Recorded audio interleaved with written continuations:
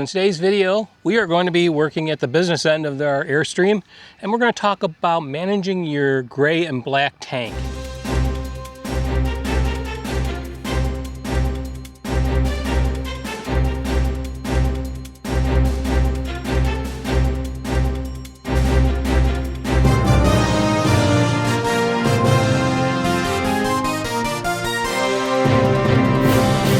Hey everybody, welcome to Zephyr Travels. My name is Randy, and today we are sharing tips and tricks on how to manage your black and gray tank, especially when you are stationary in a park with full hookups for weeks at a time. In which case we are here. We've been in this park for almost 4 months, and during that time we've had full hookups and we've been managing our tanks, and I want to share with you how we do that. So let's get started. Now, we've been parked here for a few months, and during that time we've had full hookups. And you would think that just having full hookups would be very easy to manage your tanks. All you have to do is just open up the valves, let everything flow. Well, that's really not the way you do that. And what I want to do in this video is give you some tips on how to manage those tanks while you have full hookups. But these tips can also be applied to when you have partial hookups and you don't have a sewer hookup available. So first thing, when should you empty your tanks? I already said you don't leave your valves open. You want your tanks to fill up with liquid so that there's something to push the solid materials out. And that goes both for the black tank and the gray tank. So when should you dump your tanks? My philosophy is you want to dump the tanks when you're at least 80% or more. We've developed a routine of how we manage using our wastewaters in the trailer that can leave us to getting both of the tanks to the same full point pretty close to the same day. And it depends on how conservative we're being. We can either go here at this park with full hookups, we can go 6 days between needing to dump tanks. Or if we're at a regular campground where we need to be a little bit more conservative, because we don't have full hookups, we can go 7 days. I actually think we've gone close to 8 days at the max, but that's really being very, very conservative how much water we use in showers and everything, and we're going to share some of those tips with you on how to reduce the amount of water that goes into your tanks when you take a shower or other things while you're living in your trailer. So let's talk about draining the tanks, and like I said, we want to make sure that they're at least 80%. So let's head inside and see what the tanks are at. So I'm now inside the Airstream, and I'm going to check my tank level, and we have a sea level gauge system on here that gives us a percentage of what our tanks are at, which is probably, to me, the best way to look at it. Now, some of the older RVs just use a series of lights, and they go by quarters: quarter tank, half tank, three-quarter tank, full tank. And that's not as accurate, but at least tells you something. So if I go over here and I press the button on the black tank, it's coming back up at 100%. Now if I switch to gray, gray's currently at 88%. So this is a good point to drain the tanks. I've got over 80% of the tank volume is full, which means there should give me a good flow of liquid coming out. I want to make sure that when I'm done emptying the black tank, I have a significant amount of gray water to push out and clean the hose and everything. And your gray water is your soapy water from your showers and washing dishes and stuff. So that's a good way to just clean out and disinfect that hose for you without having to, especially when you're hooked up to full hookups and you don't want to have to pull things apart and flush it with water. So now we're going to go back out and we're going to drain the tanks. But first, I promised you some tips on how to conserve. So I want to share a couple of those with you right off the bat. First one is going to be doing dishes. Because doing dishes is a great consumption of water. So my first tip is when you're doing the dishes, get some of this Dawn Power Wash.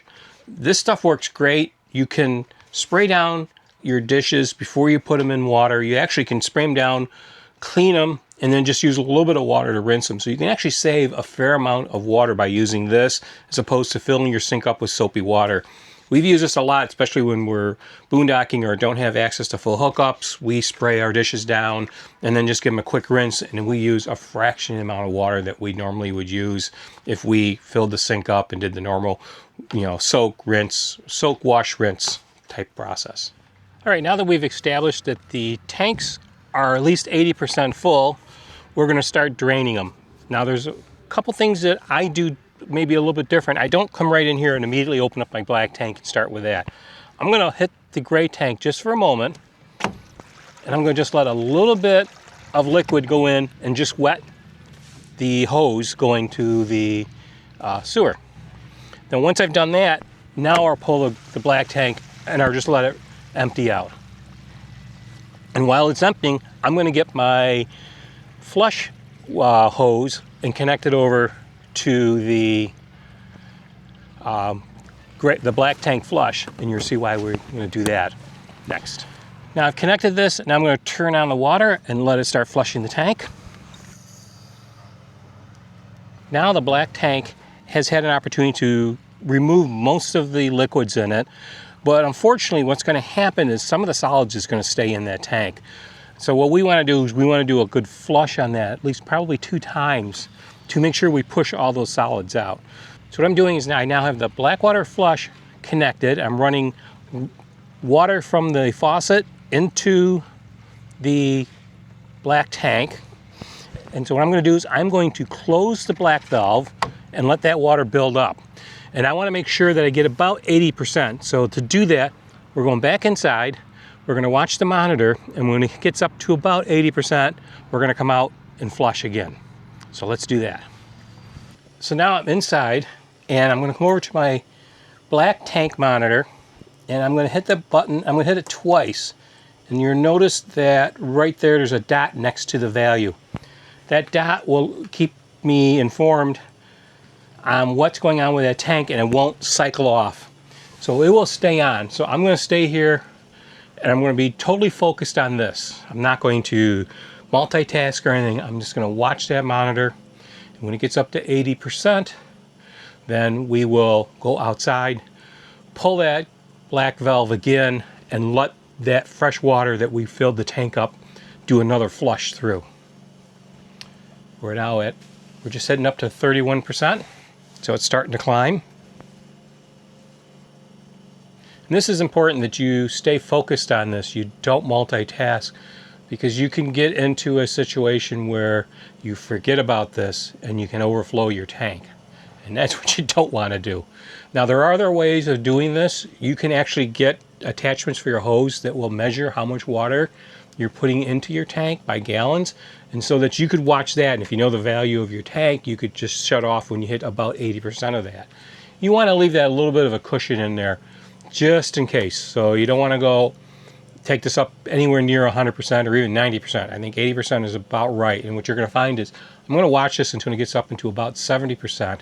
That's when I'm going to leave and go outside and open up the valve, because by the time I walk around and get out there, we will have hit 80%.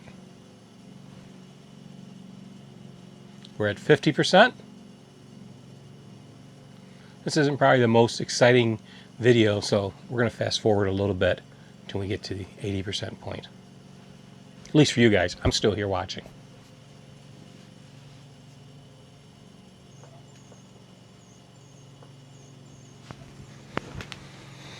Okay, as you can see, we are at 75%.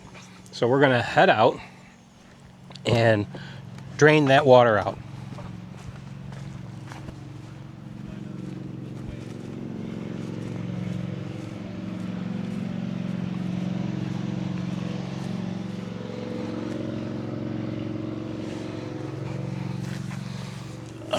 Get this set. Okay, pull this, and what's going to happen is you're going to find that even though this has been clean water going in the tank, it's still going to come out on the brown side. Now I'm actually not going to show you any of that, because you've seen that before, I'm sure, as you've dumped your own tanks. But it's coming out, it's getting a little more clear as it goes along, but it's still got quite a bit of brown with it.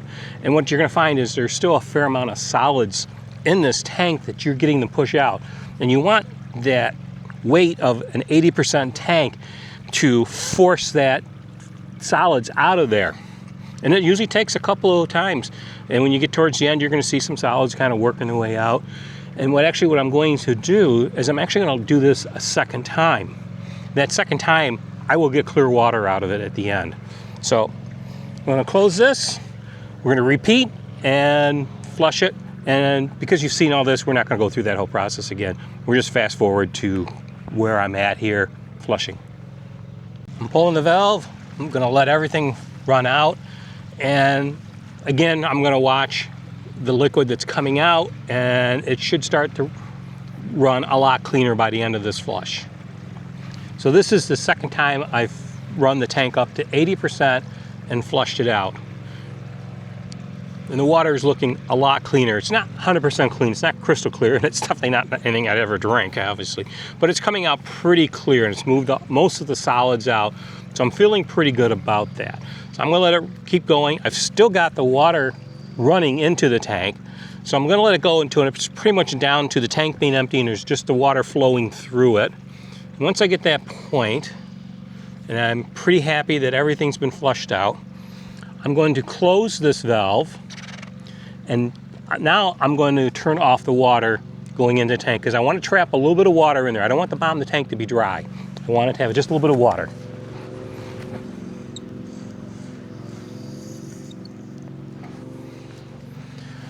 Okay, so the water's turned off to the flush. Now I'm going to pull the valve on my gray tank, and I'm just going to let that run out. And that will flush out my hose, make everything nice and clean so that when I go to put things away, I'm not dealing with a very contaminated hose. I'm still going to use gloves. In fact, you can argue that maybe I should use gloves at this point, but I'm not touching the hose, I'm not touching any of the fixtures, I'm just touching the valves. So I feel comfortable not using gloves, and I will wash my hands once I'm done with this. Now my gray tank, I'm going to let the water just run until it's completely out. That way I've got a 100% full tank. On the black tank, you typically don't have the same volume of liquid going into it, but you want to have a fair amount of water in there. And so one of my tips is going to show you how to put more liquid into your black tank. Still going just a little bit. Now in the case of our trailer, and maybe your RV may be similar, the gray tank is the sink and the shower. The black tank is the bathroom sink and the toilet. So I am putting additional water into the black tank, which is good because you want the liquids in there to move the solids. But we also add a little more water in there, and that's going to be one of my next tip for you. All right, we're done. Everything's drained out. I can close the valve off, take my flush hose off the trailer, and we're all set for this week. So here's a tip for your shower. Actually, two tips for your shower. One, we have an on-off valve on our shower line. Now most RVs have one of those, but you'll notice that they typically trickle water. This is a solid on-off. So if I bring the shower down, turn the water on, you can see nothing's coming out. If I hit the switch or the valve here, I'm going to get water. If I can turn it 100% off, no water's coming out. Our second tip is this pitcher. So we all know when you get in the shower in the morning and take your shower, you got a bunch of cold water coming before the hot water from the hot water tank gets to your shower. This is our remedy for that, so you don't just let that water go down the drain. We will capture all that water in the pitcher. So I take the pitcher, the shower head here, and I hold it over the pitcher. And I do that until I get hot water coming consistently into the shower head. And you'll be surprised, typically with Diane and I, we will fill this pitcher with both our showers. So the question is, what do you do with that water? Because you're not going to put it down the drain. I will show you. Okay, so now I have a pitcher of water, and what I'm going to do with it is I'm going to come over here to the bathroom. And so I have this pitcher of water. Typically what we do is I'll cover it up, and I'm going to put it right back here behind the toilet. And then we're going to save that for when we need water in the toilet. That way we take that water, instead of putting it into our gray tank, we're putting it into our black tank. And we just pour some into the bowl of the toilet, fill it up as needed, and then usually by the next day it's empty. And that's how we move water from the gray tank, essentially, that would go into the gray tank, into the black tank, and gives us more liquid in our black tank. And in reality, what we end up having is both our tanks will fill up at about the same point, and we can run our gray tank much longer than we would if we just let all that water fill the tank. I want to take a couple minutes to talk about what you put in your black tank after you drain it, because that's as important. A lot of people buy these chemicals at the camp store and everything, and it says it breaks down the waste and tissue and has a super enzyme performance. Really what these things do is it does break down the waste. It makes it into a sludge, and that sludge is actually harder to get out than the solid waste. So avoid these at all possible. These are going to cause you more problems down the road than they're worth. My recommendation is this little mixture that was shared with me by a company that maintains black tanks, and they will come out and actually flush your black tank out if you want them to. And so this is a mixture of pine sol and Calgon bath beads and water. So for a gallon of this, you're going to mix 40 ounces of pine sol, 8 ounces of Calgon bath beads, and then fill the rest of the gallon up with water. And what you want to do is you want to put in about a cup of this after you drain your tank. And remember, we said we put a little bit of water back in the tank. We didn't leave it dry. So my recommendation is going to be that you've got maybe a gallon or so of water in that tank, maybe a couple gallons. For our tank, we have a 40-gallon tank, and I'm going to put about a cup. And so this is a 1 cup measuring device. Actually, it might be just a little bit more than a cup, but it's a measuring device. And so I'm going to pour in roughly about a cup of this.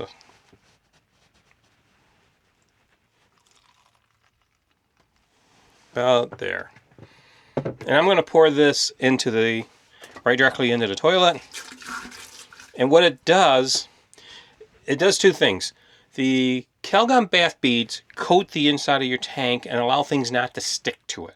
That's especially important for the base of the tank so that your solids will slide off of it easily. But it's also important that it doesn't stick to your sensors for your water level sensors. Now you can put this in both the black tank and the gray tank, and it works great for both because it's going to do the same thing in your gray tank. It's going to help the stuff flow out. The pine sol is like an air freshener. So when you get that nasty odor from your black tank, this actually helps to cut that down quite a bit. So this is our recommendation for what you should do after you drain your tanks and put this solution in there. Hopefully you try it, and I think you'll like it. Well guys, I hope you found these tips on managing your black and gray tank useful, and hopefully you learned something out of all this. If you have any tips for how you manage your black and gray tanks that I didn't cover, please share them in the comments. We'd love to hear about them. I'm sure other people seeing this video would like to see your tips as well. If you are not a subscriber to our channel, please subscribe. We post videos like this on a weekly basis, and we'd love to have you follow along with our adventures. They're not always how-to tips, but sometimes we actually go places and do things. So we'd like to share that stuff with you too as well. So until the next time, guys, we shall see you down the road. Bye.